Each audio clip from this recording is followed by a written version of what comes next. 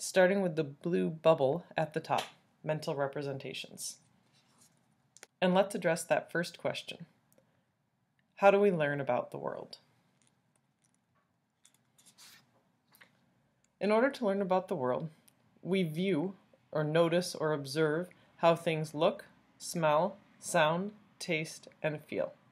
That is, we use our senses to observe people, items, events, to make observations, and, very importantly, to notice patterns.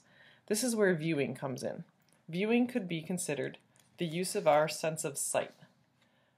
But we also use our other senses to learn about the world. We notice things in the world using our senses of hearing, smell, taste, and touch.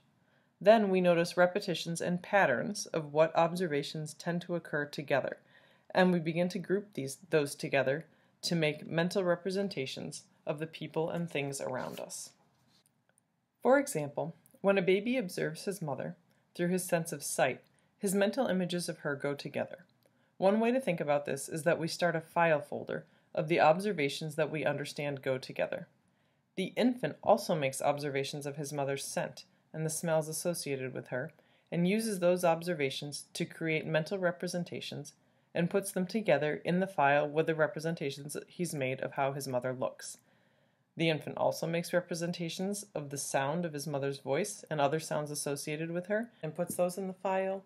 Representations of the taste of the milk he receives from her, files those with everything else, and he makes representations of the feel of her skin or clothes and puts those in the file with everything else. The same kind of sensory representations of other people and animals and things would also go in their own folders.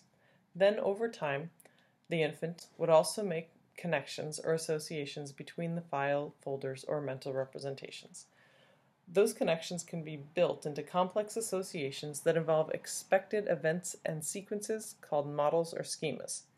So, for example, we could have a bedtime schema.